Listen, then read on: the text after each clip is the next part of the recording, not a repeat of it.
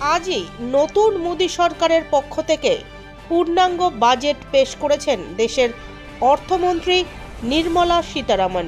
2024 থেকে 2025 সালের বাজেট পেশ করার পরই সামনে এসেছে একাধিক পরিকল্পনা কেন্দ্রের। কৃষিতে বিশেষ নজর কেন্দ্রের, আরও কৃষক ক্রেডিট কার্ড দেওয়ার ঘোষণাও করেছেন অর্থমন্ত্রী। তবে কি জানাচ্ছে সাধারণ মানুষ থেকে চাষিরা, কতটা খুশি তারা, তা জানতেই আজ আমরা পৌঁছেছিলাম তাদের কাছে। কৃষিতে নজর দিয়েছে কেন্দ্র, তবে কৃষকরা জানাচ্ছেন কিন্তু কোনো বিশেষ একটা ছাড় দেওয়া হয়নি। কোনো ছাড় দেয়নি। আচ্ছা, সাধারণ মানুষের জন্য সেরকম কোনো উপকৃত কাজ আমরা দেখতে পাচ্ছি না। আচ্ছা, কিন্তু দেখা গেছে কৃষকদের উপর কিন্তু অনেকটাই কিন্তু আস্থা রেখেছে কেন্দ্র সরকার। উপরে আস্থা রেখেছে, কিন্তু যে জিনিসের উপর আস্থা রেখে সেগুলো যে কৃষক খুব একটা উপকৃত হবে আমার মনে হয় না। অনেক কিছু কিন্তু ছাড়ও দেওয়া হয়েছে। ছাড় দিয়েছে, সেই ছাড়টা কিভাবে আমরা পাবো সেটারও বোঝার ব্যাপার আছে। মানে বলতে চাইলে বাস্তবায়িত নাও হতে পারে। নাও হতে পারে। আপনারা কি চাইছেন? আমরা যদি সরাসরি কেন্দ্র সরকার যে বাজেট পেশ করছে, কৃষকদের যে ছাড়টা বলছে, সে ছাড়টা যদি সরাসরি কৃষকের হাতে পৌঁছাতো, সেরকম কিছু যদি মানে সংস্থা যদি কাজ করতো, তাহলে হয়তো কৃষক উপকৃত হতো। কিন্তু বাজেটে পেশ করছে, মুখে বলছে, বাস্তবে করে দেখা। আর নিত্য প্রয়োজনীয় জিনিসের উপরে কিন্তু যেগুলো দাম বলছে কমিয়েছে, সেগুলো কৃষকের কোনো প্রয়োজনে আসে না। কৃষকের সারের ভর্তুকিটা, সারের পর যদি দাম কমায় কৃষক উপকৃত হবে। এই যে জমি রেজিস্ট্রি যে খরচাটা বেড়ে যাচ্ছে, এই সমস্ত কিছু কিছু ব্যাপারগুলো কৃষকের দিকে দেখলে ভালো হয়। আর যখন প্রাকৃতিক দুর্যোগ আসে তখন তো অনেক সমস্যা হয়, অনেক ক্ষয়ক্ষতি হয়। ক্ষয়ক্ষতি তো কিছুই পাওয়া যাচ্ছে না, ক্ষয়ক্ষতিগুলো তো আমরা কিছু পাচ্ছি না। মানে এই বাজেট পেশে কি আপনারা খুশি? আমরা খুব একটা খুশি না। কেন? চাষি মহল খুব একটা খুশি নয়। কেন? আমরা তো দেখতে পাচ্ছি না যে চাষির জন্য করবে, কোন জায়গাটায় করে দেবে, কিভাবে আমাদের দেবে, আমরা তো সেরকম কিছু দেখতে পাচ্ছি না। আপনার নাম? আমার নাম পাবন মহলদার। আমি একজন চাষি, আমি তো কিছুই বুঝতে পারছি না যে কিভাবে আমরা চাষি যে সুযোগ সুবিধা পাবো, সেই পাওয়ার লাইনটা তো আমরা বুঝতে পারছি না। অপরদিকে সাধারণ মুদিখানার দোকানদাররা জানাচ্ছেন,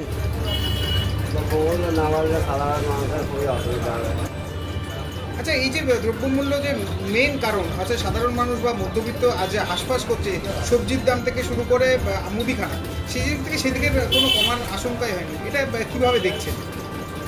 খুবই কষ্টের দিন আসছে, আর একদিন আরও কষ্টের হবে, এটুকু বলতে পারি। মানুষের ইনকাম কমে যাচ্ছে, চারদিকেই তো অবস্থা খারাপ। সরকারের কি এদিকে একটু তাকানো উচিত ছিল মনে করছেন? অবশ্যই উচিত সরকার তাকানো। আপনার নাম? আমার নাম অরুণ ঘোষ। আপনি দোকানদার? অপরদিকে সোনার দোকানের আধিকারিকদের মতে, অবশ্যই দেখুন, এখন যা দিনকাল পড়েছে সেক্ষেত্রে একটা সাধারণ মানুষের প্রতি সোনা কেনাটা অ্যাসেটের মতন, ঠিক আছে। সেক্ষেত্রে যদি আজকে আমাদের সরকার বাজেটের পেশ করে অনেক কমিয়েছে, সেক্ষেত্রে অবশ্যই অনেক সকল মধ্যবিত্ত যারা আমাদের ভাই বোনেরা আছে অবশ্যই সুবিধা হবে। আর আমাদের কাছে এমনিতেও কোয়ারিজ আছে যে দাম কখন কমবে, দাম কখন কমবে। মানুষ তখন রেডি আছে যে কখন একটু দাম কমবে, একটু নিজেদের পছন্দের মতো জিনিসগুলো নেবে কম ওয়েটে, নিজেদের বাজেটের মধ্যে, তাদেরও একটা ফাইন্যান্সিয়াল সব দিক থেকে যেন স্টেবল থাকে। তো এই দিক থেকে অবশ্যই সাধারণ মানুষের অবশ্যই সুবিধা হবে। আমরাও এক্ষেত্রে এই কমাতে আমরা আরও এক্সিবিশন করব, যাতে সাধারণ মানুষকে পৌঁছাতে পারি যে এখন সোনার দাম, রূপোর দাম আগের বছরের থেকে অনেক কমেছে, যাতে মানুষরা কিনতে পারে। তো এর জন্য অবশ্যই সকলের সুবিধা হবে। অবশ্যই আমরা এর পরিপ্রেক্ষিতে আমরা অবশ্যই একটা ভালো কিছু এক্সিবিশন করব আমাদের তরফ থেকে। আমার নাম সোনাল সরকার। যদিও এই বাজেট নিয়ে শুরু হয়েছে রাজনৈতিক তরজা, রাজ্যের শাসক দল তৃণমূল কংগ্রেসের পক্ষ থেকে জানানো হয়েছে মোদী সরকার গদি বাঁচাতে আজকের এই বাজেট পেশ করেছে। বাংলার মানুষ আজ বঞ্চিতই থেকে গেল বাজেট থেকে। কি বলবেন? তৃণমূলের সৈনিক হিসাবে একটাই কথা, এই কেন্দ্র সরকার হচ্ছে শিল্পপতিদের সরকার, বড়লোকের সরকার। মানুষের কথা ভাবে না, মিথ্যা প্রতিশ্রুতি দিয়ে মানুষের ভোট নিয়ে এবারও তারা একটা সংখ্যালঘু সরকার কেন্দ্রে তৈরি হয়েছে। সর্বপ্রথমে বলবো, বাংলার প্রতি বঞ্চনা। এর বঞ্চনা আগেও হয়েছে। বাংলার জন্য কোনো দিশা নেই, কোনো টাকা বরাদ্দ নেই, উন্নয়ন নেই। বাংলার প্রাপ্য টাকা, হকের টাকা আজকে কেন্দ্রীয় সরকার দেয়নি। সেক্ষেত্রে নরেন্দ্র মোদীর গতি কী করে বাঁচানো যায়? ভারতবর্ষের দুই পাল্টুবাজ নেতা, বিহারের নীতিশ কুমার এবং অন্ধ্রপ্রদেশের চন্দ্রবাবু নাইডুর সমর্থনে যে সরকার রয়েছে, যুক্তরাষ্ট্রীয় কাঠামোয় কেন্দ্রীয় সরকার সংবিধানে পারে না, অসাংবিধানিকভাবে আজকে প্রাপ্য রাজ্যের বঞ্চনা, বাংলাকে বঞ্চনা করে বিশেষ প্যাকেজ একটা দুটো না 40,000 কোটি টাকা বিহার এবং অন্ধ্রকে দিয়েছে তাদের সরকার রক্ষা করার জন্যে। এ সরকার বেশি দিন টিকবে না, এ সরকারের স্থায়িত্ব নেই। অপরদিকে বিজেপি বলছে এটা মানুষের পাশে থাকার বাজেট। কেন্দ্রীয় সরকার এবার মানুষের উন্নয়নের জন্যই এই বাজেট পেশ করেছে।